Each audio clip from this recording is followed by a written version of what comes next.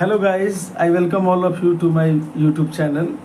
In this channel, I usually discuss CBSE related topics, and in this video I am going to discuss latest guidelines issued by CBSE.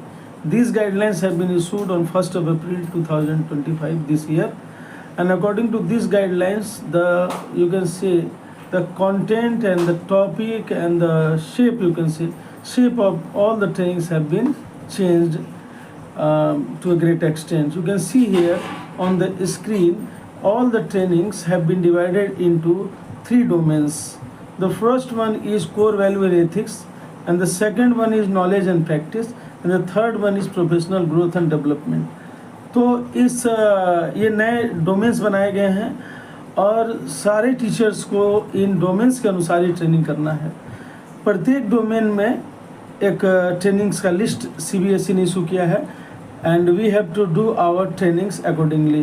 तो on the last page CBSE has given the details of the trainings that come under each domain. So you can see annexure 1 here. Annexure 1 is meant for domain first, core value and ethics. In this domain you can see 9 trainings are there. Okay, usually all the trainings, all the one day trainings is of 6 hours. इस बार CBSE ने कुछ बदलाव किया है. इस बार जो one day की training होगी वो 6 घंटे की होगी. तो कुछ ट्रेनिंग्स 2 दिनों की है, आप देख सकते हैं स्क्रीन पे, और कुछ ट्रेनिंग्स 1 दिनों की है, और 1 दिन की ट्रेनिंग 6 घंटे की होगी. ठीक है. एनेक्सर 2 जो डोमेन 2 को रिप्रेजेंट करता है, सेकेंड डोमेन को, इसमें भी बहुत सारी ट्रेनिंग्स आप देख सकते हैं कि लंबी चौड़ी लिस्ट है. और ये मैंने PDF मैंने आप लोगों को शेयर कर देना है, आप लोग इसको थॉरली देख लेंगे. इसमें से कुछ ट्रेनिंग्स स्टेम के अंतर्गत आती हैं, और इस बार CBSE ने डिक्लेयर किया है कि स्टेम ही 2025-26 एकेडमिक सेशन का वो थीम होगा. इसी थीम पे सारे ट्रेनिंग्स करने हैं, तो इस पे विशेष फोकस रहेगा. और जो थर्ड डोमेन है वो प्रोफेशनल ग्रोथ और डेवलपमेंट का है, तो इसमें भी कुछ ट्रेनिंग्स आप देख सकते हैं. तो we have to do our trainings according to the domains. Okay, now let us see how we have to complete our target. तो देखिए, पहला डोमेन है कोर वैल्यू एंड एथिक्स, 12 घंटे की है. तो ऐसा हम जानते हैं कि पहले से ही ये जो 50 घंटे का हमारा ट्रेनिंग का टारगेट होता है, उसको 25-25 घंटे में डिवाइड किया गया है 2 भागों में. 25 घंटे CBSE की ट्रेनिंग होती है और 25 घंटे इन हाउस ट्रेनिंग होती है. और आप जानते हैं कि इन हाउस ट्रेनिंग जनरली हम लोग सहोदया स्कूल कॉम्प्लेक्स से करते हैं. तो अब ये 25 घंटे जो CBSE की ट्रेनिंग है, इसकी हम लोग बात करते हैं. कोर वैल्यू एंड एथिक्स में 12 घंटे की ट्रेनिंग है, जिसमें ये बाइफर्केटेड हुआ है. 6 घंटे की ऑफलाइन ट्रेनिंग होगी और 6 घंटे की ऑनलाइन और ऑफलाइन ट्रेनिंग होगी. यानी कि जो CBSE ट्रेनिंग्स है वो 6 घंटे की ऑफलाइन होनी है, और जो इन हाउस ट्रेनिंग है 6 घंटे की, वो आप ऑफलाइन या ऑनलाइन दोनों मोड से कर सकते हैं. ठीक है. नेक्स्ट टॉपिक है, नेक्स्ट डोमेन है नॉलेज एंड प्रैक्टिस. 24 घंटे की 24 आवर्स की है ये. इसको भी बाइफर्केट किया गया है 16 घंटे और 8 घंटे में. अब इन जो 16 आवर्स CBSE ट्रेनिंग्स हैं, इसको अगेन बाइफर्केट किया गया है 12 और 4 आवर्स में. 12 और 4 आवर्स में. ओके, या 4 आवर्स देख सकते हैं.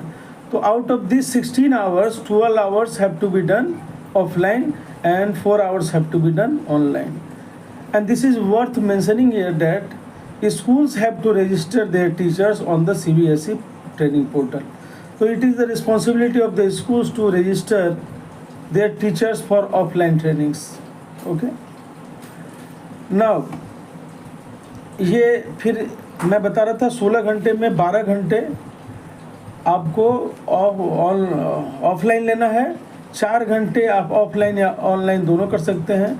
और जो इन हाउस ट्रेनिंग्स का टारगेट यहाँ पे 8 घंटे का बन रहा है, उसमें 6 घंटा ऑफलाइन करना ही करना है. 6 घंटा ऑफलाइन करना है और 2 घंटे ऑफलाइन या ऑनलाइन दोनों हो सकते हैं.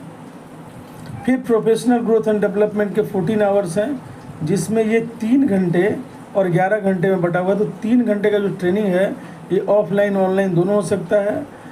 और जो ये क्या कहते हैं इसको, इन हाउस ट्रेनिंग से 11 घंटे की, उसको भी आप ऑफलाइन ऑनलाइन दोनों तरीके से कर सकते हैं। तो अगर हम लोग कैलकुलेट करें कि how many trainings we have to do offline, तो यहाँ पे एक पक्का दिख रहा है, कोर वैल्यू एंड एथिक्स में 6 घंटे की ऑफलाइन ट्रेनिंग करनी मैंडेटरी है, और फिर नॉलेज एंड प्रैक्टिस में भी 12 घंटे की मैंडेटरी है, और इन हाउस में भी 6 घंटे की मैंडेटरी है।